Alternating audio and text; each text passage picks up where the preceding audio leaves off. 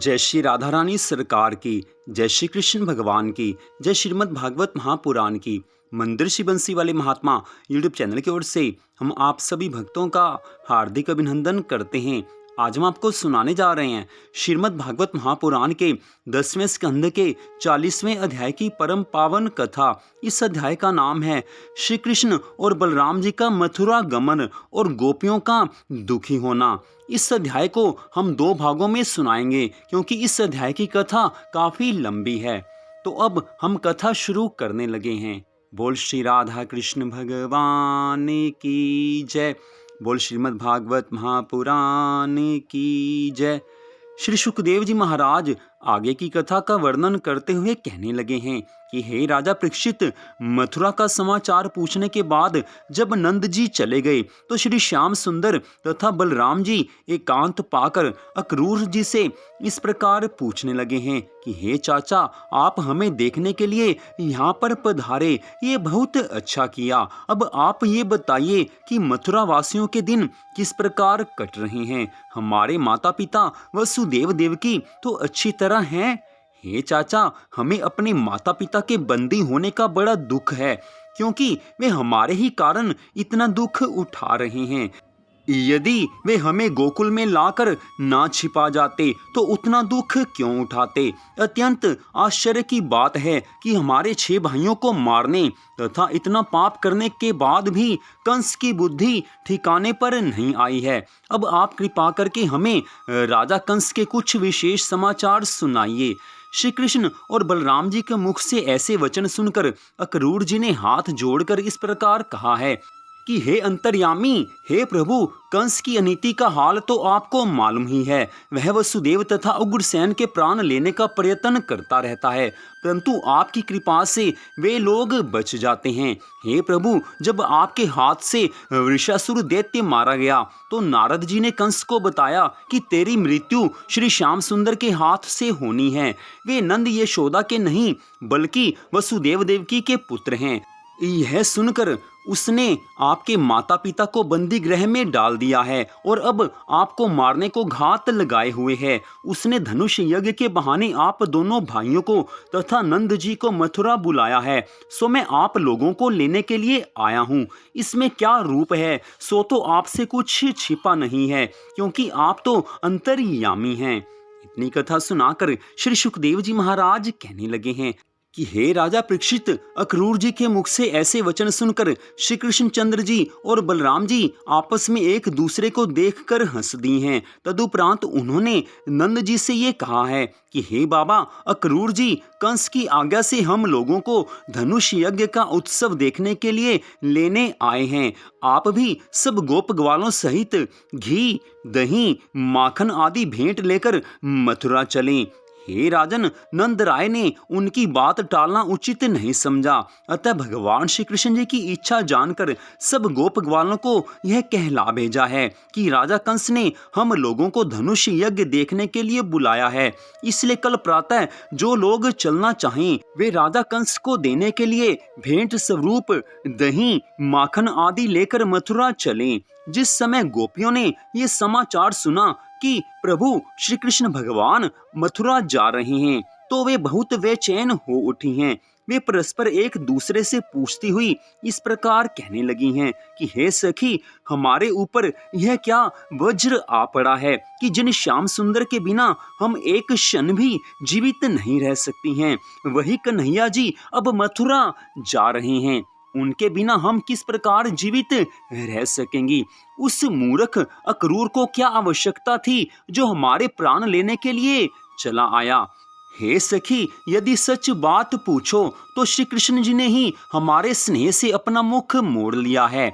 उस समय एक दूसरी गोपी ने कहा कि हे सखी, यदि हमारे मनमोहन मथुरा ना जाएं तो कंस उनका क्या बिगाड़ लेगा। तीसरी सखी कहने लगी है कि आज ब्रज में कोई बड़ा बूढ़ा समझदार नहीं है जो श्री मुरली मनोहर को जोर देकर मथुरा जाने से रोक ले।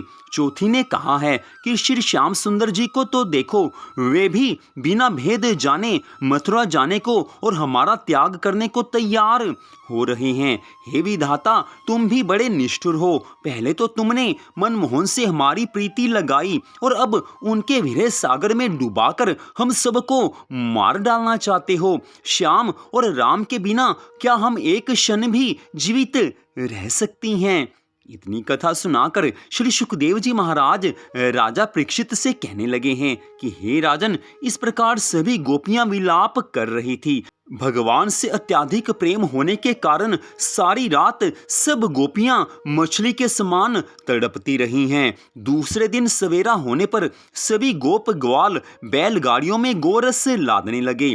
वे नंद जी के द्वार पर आ पहुंचे हैं। उस समय नंद गांव के सब स्त्री पुरुष श्री मुरली मनोहर के समीप आकर खड़े हो गए और श्री कृष्ण भगवान जी के वियोग होने की बात सोचने मात्र से आज सभी गोपी ग्वालों की आंखों से आंसुओं की धारा बहने लगी है। वे परस्पर इस प्रकार कह रहे हैं कि इस अधर्मी कंस के राज्य में तो हमारा जीवन स्वप्न के समान हो गया है। उस समय सभी ब्रज बालाएं श्री कृष्ण भगवान जी को घेर कर चारों ओर खड़ी हो गई हैं और रो रो कर इस प्रकार कहने लगी हैं कि हे प्राण वल्लभ, तुम हम अबलाओं के प्राण क्यों लेना चाहते हो? हम सभी ब्रज बालाएं आपके ही अधीन हैं। हे प्रभु, जिस प्रकार हाथ की रेखाएं कभी नहीं मिटती, उसी प्रकार सच्चे प्रेम की प्रीति भी कभी कम नहीं होती है।